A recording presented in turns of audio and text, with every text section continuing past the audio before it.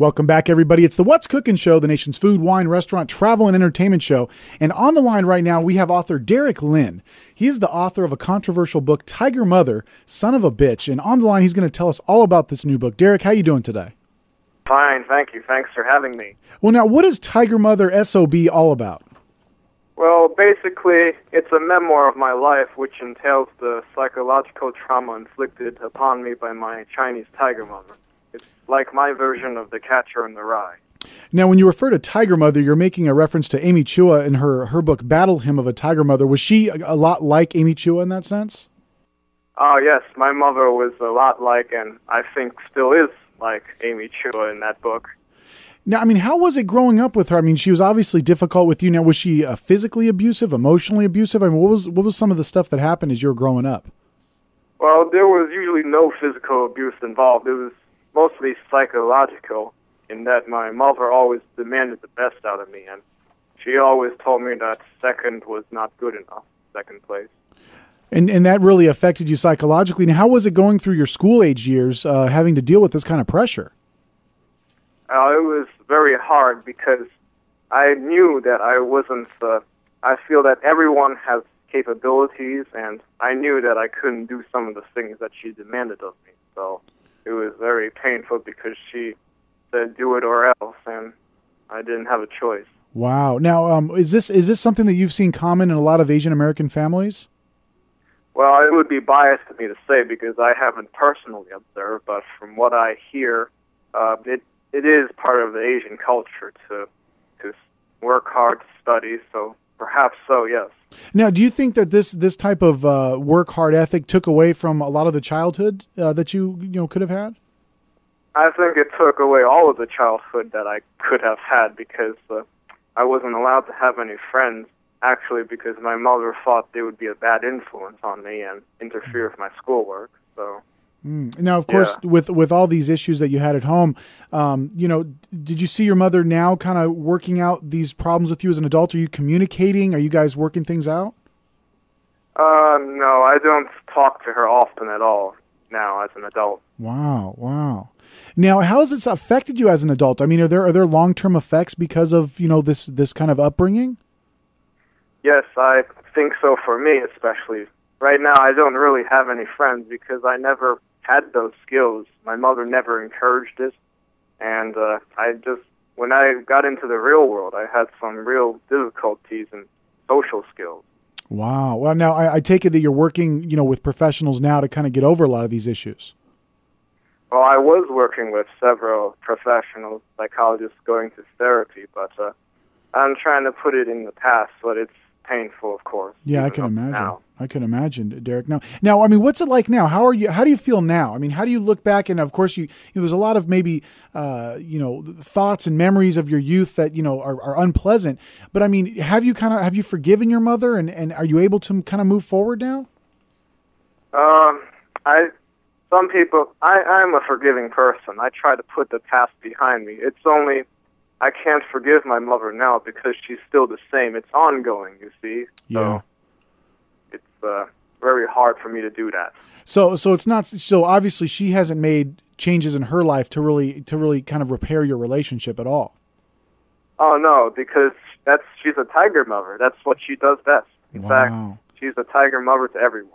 Well, and I think a lot of us out there can relate to that idea of an overbearing mother, someone who wants you to overachieve, takes away from your social life and your ability to have friends, and really kind of puts you in an unrealistic situation as a young person. It's unfortunate, but I think it is something that a lot of us go through. What do you want readers to get from this book? I mean, of course, you're speaking to an audience that has gone through this, and some of us who haven't but are really interested. What do you want them to kind of come away after reading the book? Well, I want parents to know that they should consider what they do before they do anything to their child because, it could have long-term impacts or effects. Children are at the mercy of their parents and completely helpless. I also want people to see how I cope with my situation and how I was able to get through it. Now, how did you cope? I mean, you're a young kid. You don't really have any professionals at your disposal. I mean, what were you able to do for yourself at this young age to defend yourself? Well, I developed a dark sense of humor, a macabre sense of humor, and I would usually go to my room and write. But other than that, I think it's safe for me to say that I was completely defenseless. Wow. Did you ever get involved in any kind of drugs or anything, Derek? Is that because I know some people after this kind of emotional kind of isolation, some people when they become adults get hooked into drugs. Was that ever an issue for you that you had to cope with? No, not especially. I had a very strong resolve about that because I knew that they wouldn't solve my problems; they would just prolong them. That's amazing. So you came out of this, and it took a lot of tenacity and a lot of guts to be able to get through this on your own as a young person. And at what age were you when you started to notice that things weren't right? When did you know that your mom wasn't like other moms and there was a problem? What age were you? I think I was about 5 years old. You're kidding me. Wow. Mm-hmm. Wow. I have a 4-year-old daughter now, and of course, at my house, we really encourage her to be a kid. And I can't imagine at 5 years old, your mother was actually giving you these kind of edicts, these really strict kind of rules for living and this isolation at such a young age. Yes, she did that. She said it was for my benefit, supposedly. Now, how about your father? Did you have a father in the home when you were growing up? Oh, yes. Unfortunately, he worked away from home and had a business, so he commuted, and I would only see him on the weekend. So, now, do you still have a relationship with your father after all this? Oh, yes. I have a very good relationship with my father. In fact, he suffered alongside with me.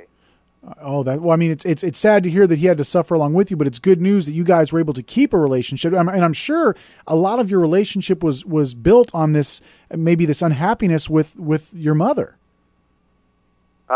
Yes, unfortunately.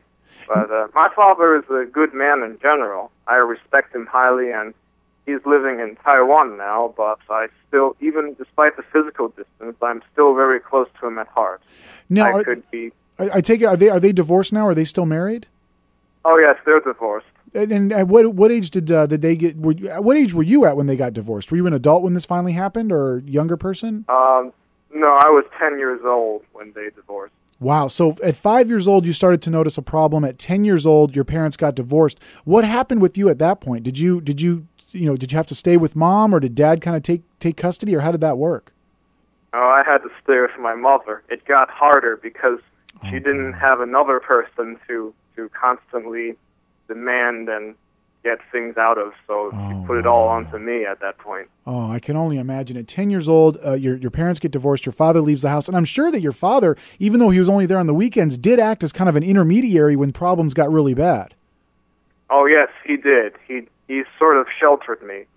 I appreciated that. Wow. Well, and definitely, Derek Lynn, the author of Tiger Mother, Son of a Bitch, you've been through a lot. And with this book, we employ our listeners to go out there and pick this book up. Whether or not you've experienced similar situations, any parent out there should read this book. And it's a self-awareness practice for those of us who have not been through this. And for those of us who have, this is something that definitely speaks to you. Once again, Derek Lynn, author of Tiger Mother, Son of a Bitch. Derek, where can we get the book? At the website tigermothersob.com. tigermothersob.com. Of course, Amazon, Barnes & Noble, all the big ones as well. tigermothersob.com. Derek, thank you so much for telling us this heartfelt story. And, we continue to pray for you and that everything goes well for you. Thank you very much. Thank you, Derek. Hey, guys, we'll be back right after these messages on The What's Cooking Show.